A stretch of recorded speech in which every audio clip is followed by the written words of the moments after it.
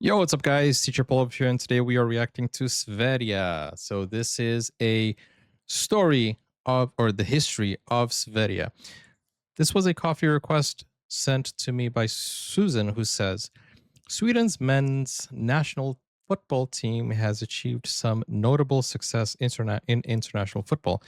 At the FIFA World Cup, Sweden won a silver medal in 1958 when they reached the final on home soil but lost to Brazil 5-2. Led by the 17-year-old Pele. Yeah. Difficult to beat Pele. Sweden also won a bronze medal in 1994 and 1950 by finishing third. That's interesting. You know, that makes a lot of sense because I saw that Sweden is the 14th country with most goals scored. So that's above Portugal for you to have an idea. Dang. In the UEFA European Championship Euro, Sweden's best result came in 1992 when they reached the semifinals while hosting the tournament. Overall, Sweden has won 2 World Cup medals, 1 silver and 2 bronze, and has never reached a European Championship final. So you see, Sweden has not been so bad in football. Thank you so much to Susan. So they have 3 medals in total. Let's check this video out. Sweden has one of the craziest qualification stories for this year's World Cup, and despite hitting Crazy rock indeed. bottom recently, they've come back like a phoenix and are looking genuinely dangerous. And with new experienced and respected manager Graham Potter, Sweden all of a sudden looks set for another miracle World Cup. How far can Sweden make it in the 2026 World Cup? Let's talk all about it, but first, let's set the scene. But you guys have to tell me, how far do you think Sweden's gonna go? How far you think? Are they gonna win the whole thing? How far are they gonna go in this World Cup? Let me know in the comments. Sweden make it in the 2026 World Cup? Let's talk all about it, but first, let's set the scene. Sweden is a country of just under 11 million people, up in Northern Europe, known for cold winters, forests, IKEA, ABBA, Volvo, Spotify, and somehow producing ridiculous athletes in IKEA. almost every sport. But football in Sweden has always felt a little different. Unlike other countries like Brazil or Argentina, where football is almost a religion, Sweden usually carries itself more quietly, more organized, more disciplined, and that identity has followed them onto the pitch for decades. Tall defenders, physical midfielders, and hard-working teams that are difficult to break down. And for a long time, that made Sweden one of the most annoying countries to play against in the World Cup. Annoying But countries. now, something has changed, because this new Sweden team is not built around surviving games anymore. They suddenly have explosive attacking talent everywhere. Oh, Isak. Isak, Elanga, Bergvall. After many years of disappointment and failed qualifications, Sweden might finally have found a modern identity that matches this generation. Sweden is back. Sweden are surprisingly a historically very strong World Cup team. They are the 8th best team when it comes to reaching the semi. 8th best team under Netherlands, above England. Wow. Finals. That's more than England, Spain, Portugal, Croatia, Belgium. It's really impressive.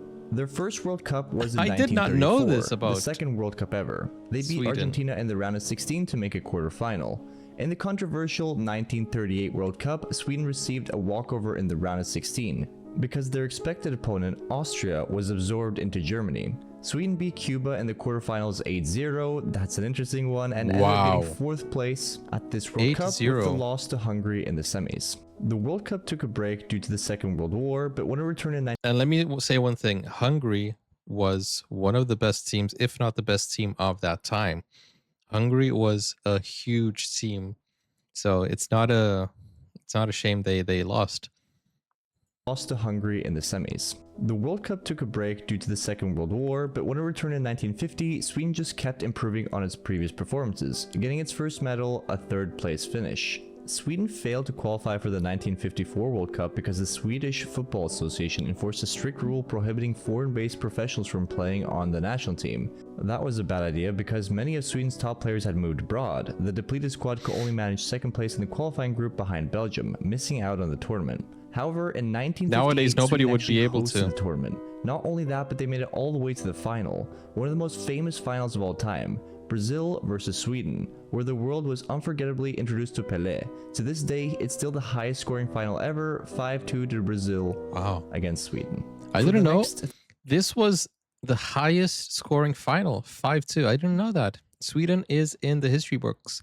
And honestly, I must apologize, Sweden. I must have miss what do you call it? Underestimated. I underestimated Sweden. I didn't know that you guys were so on top of things.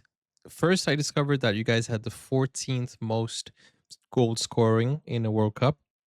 Now I'm discovering that you guys are above England when it comes to semifinals, just below Netherlands.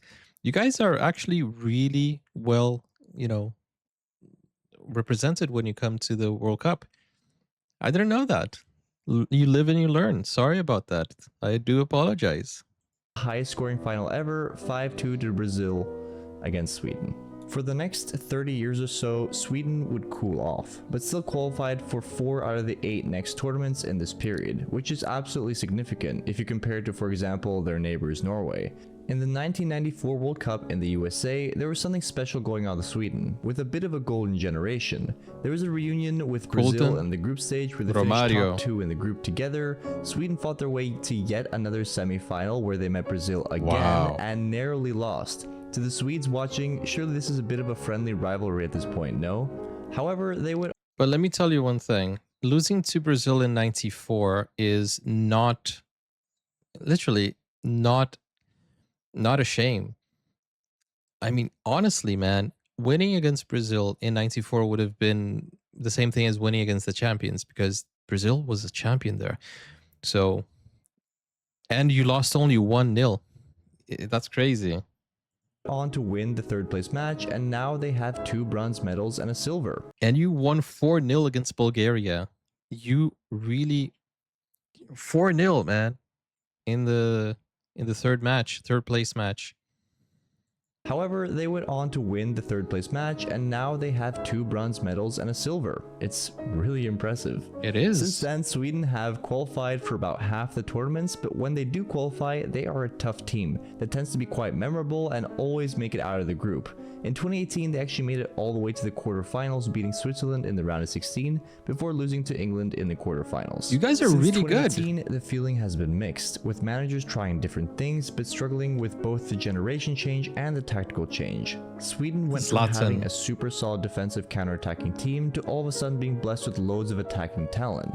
In return, they failed to qualify for both the 2022 World Cup and the 2024 Euros. And they were as good as dead to qualify for the 2026 World Cup happening this year, which I think is what many Swedish fans would consider as Sweden's rock bottom. Sweden were in a qualifying group with Switzerland, Kosovo, and Slovenia, which is actually a decent group where you avoid a strong pot 1 team like Spain. But Sweden totally bottled it, lost 4 of the games and only managed 2 points in this group. However, because of UEFA's qualifying system and the playoffs, including group winners from Nations League, Sweden was in the playoffs. I think many Swedish fans were resigned at this point, but before this playoff, Sweden appointed Graham Potter to fix this job, and miraculously, he did. Sweden with his attacking style outscored both Ukraine 3-1 in the playoff semifinal and Poland 3-2 to make it to a whopping 13th World Cup, a comeback for the ages. So now that they are... So Poland is out of the World Cup, right? And Sweden is in. It's insane. Everybody had like their hopes were gone for Sweden, and then boom, rise like a phoenix. Back with a totally changed identity, what awaits Sweden at the 2026 World Cup? Sweden have been drawn into Group F as a pot 4 team because they came through the playoff. Japan, Netherlands, and Tunisia. Japan, and Tunisia. Now, this is it's going to be very difficult because Japan is very aggressive when it comes to football. They just beat Brazil in their friendly, which was crazy. 3 goals in Brazil. Netherlands is also, as I said, the best team to never win the World Cup. We have Tunisia here as well, who's not going to make it easy. So it's going to be a tough match for Sweden. I think this is very well balanced. But now that I've learned about Sweden's history, man, Sweden, you could end up first or second in the group. Depends on how things go. But my prediction, it has Sweden is in 3rd place. My prediction, but I don't know. What do I know? I didn't even know Sweden was like this actually this good. Now, this is one of the strongest feeling groups with a lot of unpredictability, and Sweden is the ultimate wildcard. Japan are real giant killers, playing a unique tactical Giant style, killers. have great depth, and are a true dark horse candidate. Unfortunately, Mitoma, potentially their best player, has recently been ruled out with an injury. Oh, that Tunisia sucks. are a common face at the World Cup and are built like a defensive fortress. They will be difficult to score on and can be dangerous on the counter. But Sweden has tall players, right? So, if Tunisia is playing defensively, then you will see a lot of corners, you'll see a lot of headers, you'll see a lot of crossing. And I think that's where Sweden can take the upper hand. Netherlands are going to be the group. And the more you attack, the more chances you have to score. So if Sweden has the attack power, they could get the best out of Tunisia, even though they are defensive powerhouses. They'll be difficult to score on and can be dangerous on the counter.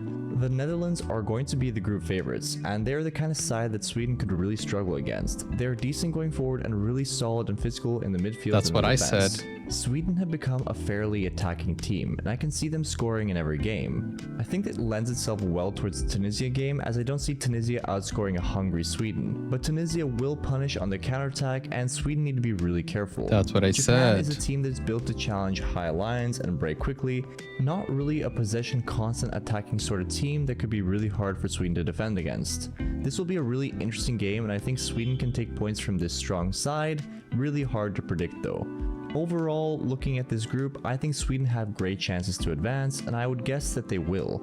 Let's take a look at what first, second, and third place advancements look like from Group F. Let's see. In first place, in the round of 32, it honestly looks pretty brutal. It would most likely be either Morocco or Brazil again. I honestly can't decide who it will be or who would be better for Sweden. Neither sounds good.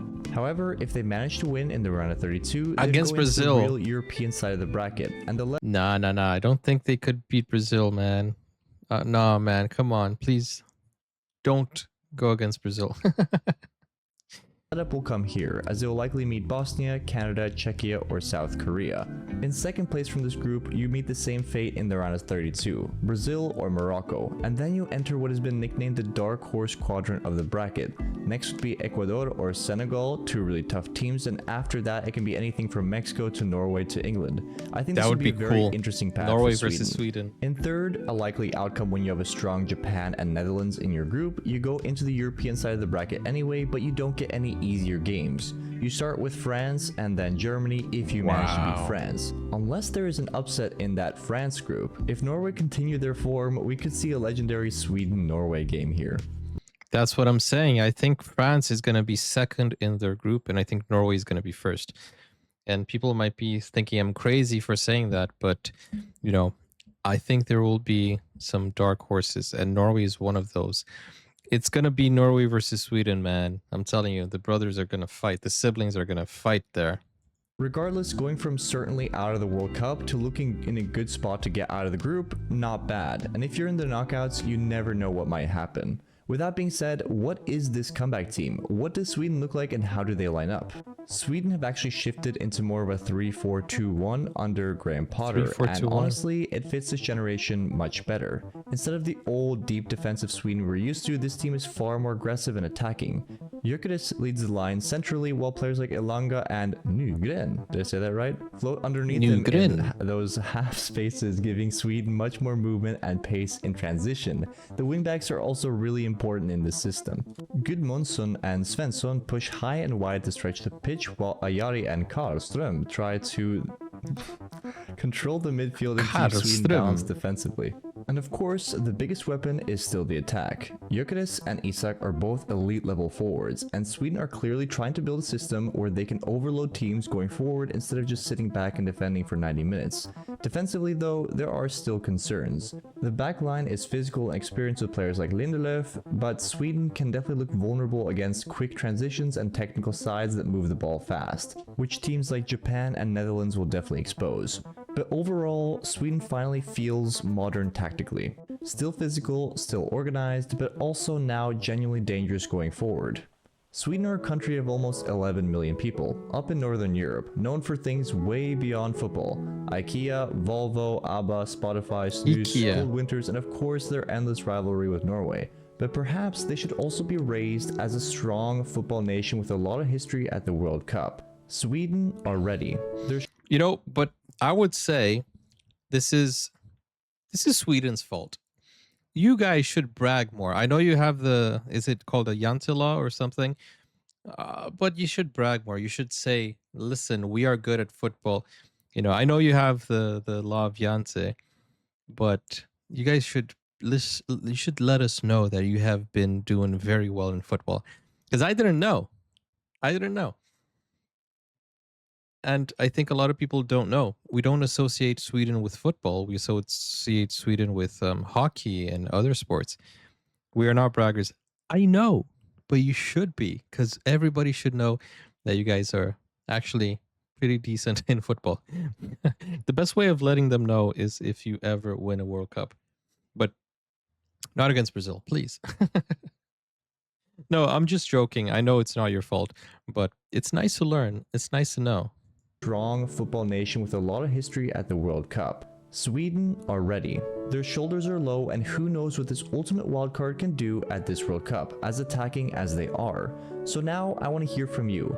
How far do you think Sweden will make it in 2026? Let me know, and subscribe for more videos like this coming every other day. Nice. A like on the video also goes a long way, and I'll see you guys all in the next one very soon. So guys, this video that I reacted to is in the description. You guys can go watch it and, check it out. And it's pretty cool to see that Sweden actually, has a good chance. After seeing this video, I understand a little bit more about the history of Sweden. I wasn't giving much attention. Obviously, I was giving a lot of attention, but in my prediction, I didn't blink twice to say maybe Sweden is just going to go third place. But now that I think of it, you guys could even upset Japan. Japan are giant killers, but there could be something that you guys could do against Japan there. Against the Netherlands, it's going to be hard, but you never know. Thank you guys for watching. I will see you in the next video. Take care. Bye-bye.